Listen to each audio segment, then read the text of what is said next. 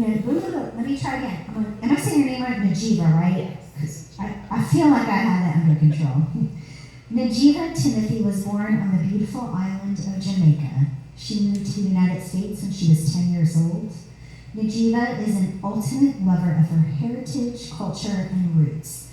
She is a wife and a mother of 4 children. That's so many children. That's so many.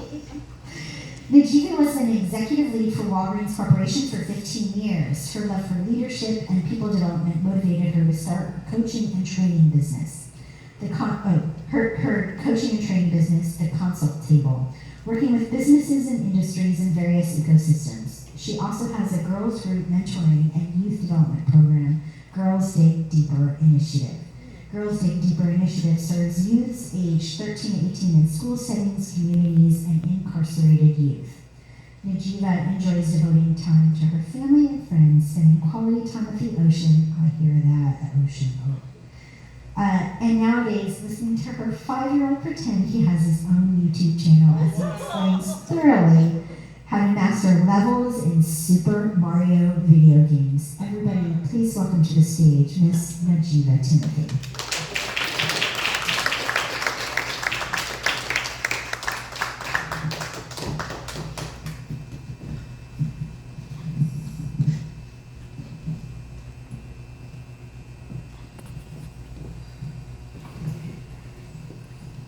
So as Corinne introduced, my name is Najiva. I was born in Macon, Clarendon, which is on the beautiful island of Jamaica. And I am the youngest of 5 siblings. My mom and dad were married, but my brother and I was conceived by my mom and my dad, and then on my dad's side, I have 3 other siblings, so I'm the youngest of 5. My dad, he suffered from alcoholism. At the time, as a little girl, I didn't know what that was. Until as I got older, I was able to learn more about what he was suffering from. But I do remember as a little girl growing up in Jamaica, my dad, he worked for the city, he worked for Public Works, so he would pull up in the driveway with his high beams on, and the lights would shine through the living room while I was sitting there watching TV, and that's how I knew my dad was home. And I was always excited when my dad was home. I was a daddy's girl because he used to bring us home juicy mangoes, and I love mangoes, and he would bring those home for us every day. But there was a part of me that was always nervous when my dad got home. It was just feelings of, I was anxious and nervous. It was like butterflies in my stomach. It was knots. And, it was because either I know my dad was gonna be sober or he was gonna be drunk. And if he was coming home drunk, I knew that he wasn't going to be able to spend time with me, he was just going to fall asleep. Or he's probably going to pick fights and arguments with my mom. And usually when my dad would come home, and if he's drunk, that's usually what happens. So I always had mixed feelings when he came home at night, because I never knew what state of mind he was in. But I loved my dad, and he loved us, and he showed every way possible how much he loved us, despite of what he was suffering from.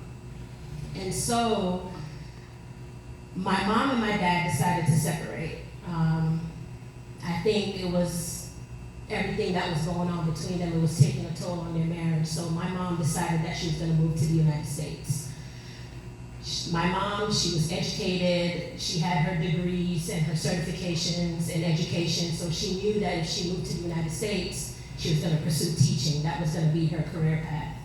So she did. She moved here. She lived in New York City. She lived in Brooklyn. And we stayed in Jamaica with my dad. And I remember once my mom got settled in, when she moved here, she said she would always come back for us. She would come for us. She would make sure that we visit. And once she did settle in, she did just that. We would visit my mom. We would go York, spend times with her in Brooklyn, and then we would go back home to Jamaica to be with my dad. So we did that for a couple of years, and then eventually my mom called and she asked us the big question: do you guys want to move to the United States? And she told me that I didn't want to. I didn't want to leave my dad. I was a daddy's girl. But, you know, she reassured us that maybe Dad would move to the States with us too, or, you know, he's gonna take care of himself and figure out what he wants to do. But she knew that I loved school, so she used that as a way of getting me to move here.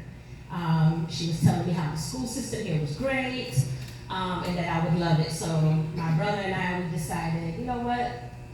Let's move to the United States, and you know, maybe we'll just do our high school years here, and then we'll go back to Jamaica, because we weren't really sure if that's what we wanted to do. So we decided to move to the States, lived with my mom in Brooklyn, and then my mom decided to move upstate New York, where it was more quiet and not so fast-paced with the hustle and bustle of New York City. So we left there and moved upstate New York. Plus, there was a lot going on in New York at the time, a lot of violence. She just didn't want us getting caught up in that. So we moved to upstate where it's more quiet. Living upstate New York was great until my brother, he started getting into a lot of trouble. He was hanging out with the wrong people, getting caught up, getting arrested. He was just getting influenced by the wrong people. And I remember one day, clearly, my brother came home, had blood all over his face. My mom was running out the house, hysterically crying. You know, she thought he might have got shot. I thought he might have got shot. We didn't know what was going on. And he told us he was thrown out of a moving car. And we were all crying because we were wondering, when is he gonna wake up? When is he gonna stop getting into trouble? What is he gonna do to get his life together? And so my brother had a real skill with soccer. Tried out for the high school soccer team. He made the team. I remember there was like a big soccer match and they won, and he was on the front page of the newspaper, and we were so happy for him, and we thought that was gonna be an outlet for him to stay out of trouble.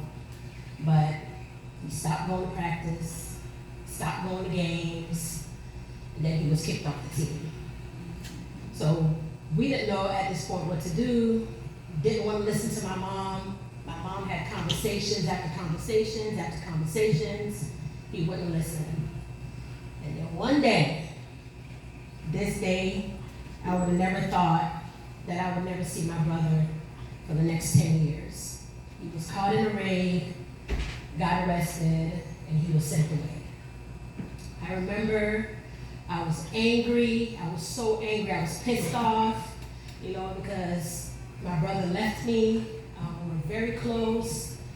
You know, I was always telling him, why didn't you listen? We told you to stop hanging out with those wrong people. You wouldn't listen to us. And they sentenced him to 10 years, 10 to 12 years. So it was just me and my mom. And, you know, at the time with everything that was going on with my mom and my dad and my brother, I just needed to be in a different space around positive people, doing positive things. And I turned to my mentoring group. It was called New Heights Ministries. It was a church group. And that mentoring group was like a foundation for my life. It was like a safe haven for me. My mentors, they were there for us. They cared for us. They loved us. We traveled. We did so much together. I was able to build relationships, positive relationships with not only the girls in the church, but also youth in the community. So it's exactly what I needed. And then my foundation with getting to know God and learning the Word of God and applying that to my life, that was just a pivotal moment for me, was my mentoring group. And now today, the tables have turned. I now started my mentoring group here in Macon. It's called Girls Get Deeper Initiative. It's a girls group mentoring and youth development program, and we foster guidance and support for youth girls to dig deep within themselves to maximize their full potential so they can positively influence themselves and others around them. So the spark that's inside of me is my passion for mentoring. The spark that's inside of me is the advocacy for mentoring. The spark that's inside of me is to know that and believe that the value of mentoring can change lives. Thank you so much.